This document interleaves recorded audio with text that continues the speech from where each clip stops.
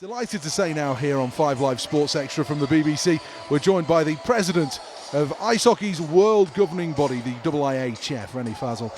Welcome along. First of all, how do you feel about being here for this tournament in Cortina in this historic old rink?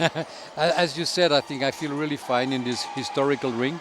I was never in Cortina, so it was the first time. It is the first time I'm here, and I'm very pleased what I see. I don't know whether you feel like me, but part of me would love the roof not to be here and for this to still be open air like it was in 1956. Yeah, I think me too. I mean, I am of the generation where we played on open ice.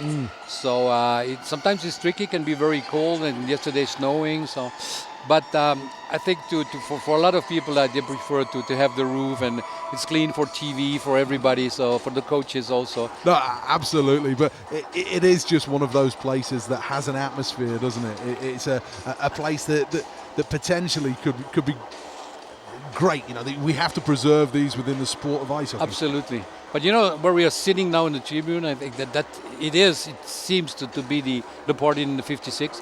So it's really interesting. A lot of history. Let's talk about the sport of ice hockey right now on the world stage. How's it doing? Is it in a good place as you see looking down as president?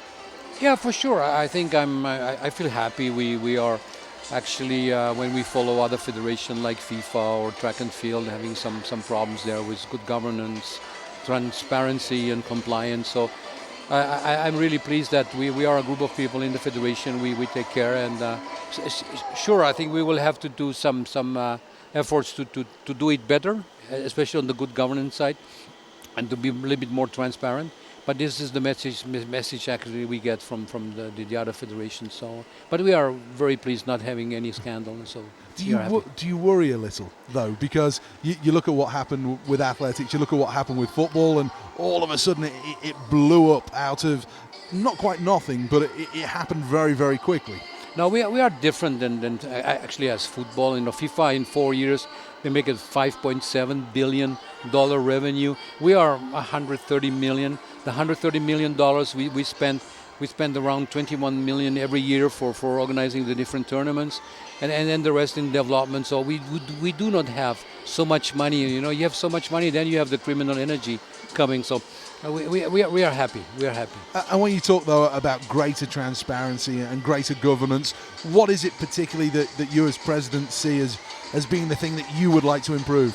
Actually, in our federation, I think we have to improve. We have an athletes commission, but it's selected by us, not by the athletes. So we have to find a way how the athletes actually can elect the athletes representing the athletes in the world. And also we have an ethics commission, but it's called disciplinary commission. So we have to change some little things to be actually a jour for a lot of people. So. And is it a case of you trying to be one step ahead all of the time to make sure when you're looking at these other great big organizations that you continue to reform constantly? Yeah, we have to. We will have actually a Congress in 2018, and our goal and my goal is that we prepare everything to 2018, and we will see how FIFA will do. You know, there's a little problem because between the executive board and the operational side in the FIFA. So we have also, we can learn from football a lot. So this is I'm happy about that. I was going to say, it's a good position to be in, to be able to stand there and watch what's going on. Much better than their poor FIFA is at the moment. Having to react to all of that.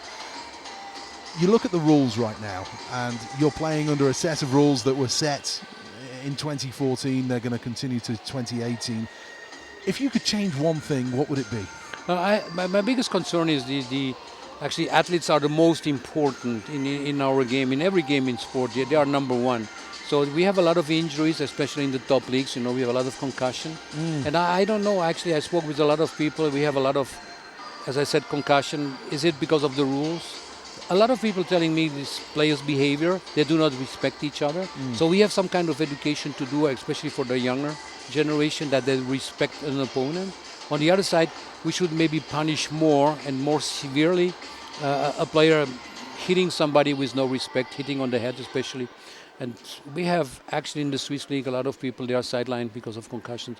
That's a huge concern for me. Do you ever worry about the fact that the NFL right now have have paid out, what is it, they're agreeing to pay out over $1 billion to players who've suffered with head injuries and the consequences of head injuries. Do you worry at some point there will be a group that comes after you guys? So actually, I think there are 105 players at the moment. I mean, there's something going on now in US and Canada against the NHL. We are working now since, I think we started in 2001, so nearly 15 years ago, having a symposium about concussion, adjusting our rules. There is no clean hit to the head.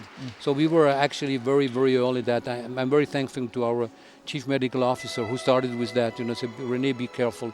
This can be really a huge a challenge for us in the future. So we are happy that we really changed our rules in that direction, so nobody can really sue us. How do you see your relationship right now with the National Hockey League in North America? Yeah, actually, it's Gary Bettman is doing a really good job there, I must say. Coming from 700 million to 4 billion today, he has 30 teams. They are doing really well. So I have a good relation with Gary, and we hope we can find an agreement to go to Pyeongchang with the best players again. So we need some negotiations there, and Gary is not easy. He's definitely not easy. And the people he works for, the club owners, they're not easy either. They are even more difficult than Gary. Yeah. So, but I hope, actually, I'm very happy that the players, they want to go. So the players that play a big and huge role in deciding if they go or not to South Korea. So the players are really on our side, and I hope that Gary will be actually ready to go to Korea, and then Beijing, as we have 2 games. The difficulty for them is that there isn't a great deal of financial bonus to send the NHL players off to South Korea. There isn't a big financial bonus in many ways to send them off to Beijing in the way that Vancouver was fine. To send them to Salt Lake City, it made an awful lot of sense for them. Yeah, but still, it's very difficult to measure, but there is a brand exposure for the NHL. I think he's underestimating this brand exposure because everybody speaks about the NHL players going to the Olympics. So you cannot measure that, but I think for the league it's a very good thing to go. Even you shut down the league for 2 weeks, and it's a little complicated. It's a long trip to go, the travel and everything.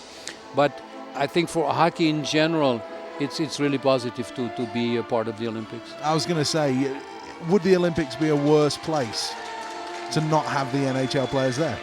Actually, we played 70 years without the NHL, so we can do it. We can for sure do it. But for the hockey fan and our sport hockey, I think it would be not so good. You're a hockey fan. Who do you like watching play right now? Who's the one player that gets you off your seat and makes you cheer? I'm 66 years old now. I'm still a big fan of Alexander Ovechkin. I'm a Soviet hockey fan. When I was a small kid, I was watching hockey, the Soviets. I was a big, huge Soviet hockey fan. So I'm still on the side of the Russians when I watch, because they really play technique. And for sure, if you see Gretzky, Messier, Lemieux, Sidney Crosby at the moment. So even he has not a really good season here. Hockey is the best sport in the world. What about Great Britain? Great Britain have a big celebration year with ice hockey. They look back to what happened in 1936. It's so long ago now that most of the country has forgotten, didn't even know there was that Olympic success. What do you see what's going on at Ice Hockey UK and the British hockey perspective? Sometimes a headache. We tried a couple of years ago to really help them and force them in a direction where the potential really is. There's a huge potential in Great Britain. As you said, 36, but we have the Brighton Tigers, the Wembley Lions. There is a place. They were the founder also of the IHF in 1908. So there is potential. I don't know why it doesn't work. We tried really to help them, to push them. There is still, I don't know why. So maybe we need maybe people there really pushing very hard and having one goal. It's also, the difference between the different federations that play Great Britain, England, Scotland, and all the rest. There are some politics there also. It's really too bad, because I agree, there is football is number one. Football is in England Great Britain is so big. Yeah. So is there a place for another sport? I think yes. there is a place for hockey, because British people, they like the contact, the English people, they like the fight for in sport, so they love the sport, in general. So ice hockey could be really something we can bring to Great Britain, but still, as I said, it's a headache. What would your advice be right now if you were sitting down with the people who are in charge of it, be it the domestic league, be it the head of Ice Hockey UK? What would you be saying to them? Yeah, we should find a identity for it. There are a lot of foreigners, in playing in Great Britain. We should start with the juniors. To have a good junior development program to build it up, and then to coordinate. Or maybe try to that everybody is going on the same direction. I think juniors, very important. The juniors, and then working on that and having a goal that one day they should play in the A pool. 16 teams. That they were very near a couple of years ago. They, as I said, they have the potential. So it's maybe we are ready actually from the federation, from the IF to help them, and we tried. But it's complicated. You're not easy people. You know that. Well, we like to give you a hard time. We need to give you a run for your money. Yeah, maybe. Who should they follow then? You have an eye on the whole of world hockey. Who's got it right at the moment in terms of their junior developments and what they're doing to get young players into the national team? Canada is, speaking the same language as US and Canada, and they have fantastic programs. They should maybe work closer with Canada and US. They could really help them how to develop with the juniors. But is that maybe one of the problems, is that maybe the Brits identify too much with the Canadians and the Americans, and actually maybe they should look at Sweden or Finland or Switzerland as being the place that they should remember that they're part of Europe right now. No, but maybe they should try to work with the good Canadians, with the Canadian Federation, where they really send the coaches with the development program. Maybe they just take a Canadian. Not every Canadian is really a good hockey player, so it's maybe an approach that they should rethink. For sure, Sweden, Finland, Russia, Czechia, they have the good development system too. But the character of the it's the same, the fighters, you love the sport. So you are more near to the North American than you are actually to Sweden, and or you would, if you compare you to a Swede, you're not really a Swedish guy, no? Despite the red hair? Maybe. There's a little bit of Viking somewhere in there. Great Britain just heading back out onto the ice, so we'll give you one more question. This tournament here, and you look at Olympic qualifying as a whole, there's only 3 spots on offer for a whole lot of teams who would like to compete in the Olympics. Do you ever see a scenario where you're going to open out the process and allow the chance for more teams to try and get there? That will be difficult, especially for the top 6 teams. And then if you have the organizing country also being there, we have. I think we are working quite well with the 9. It's very expensive spots. You have really to be good. Great to speak to you. Good luck. Hope to see you in Pyeongchang in 2018. Why not with the British team? Hey, wouldn't we all why like not? that? Huh?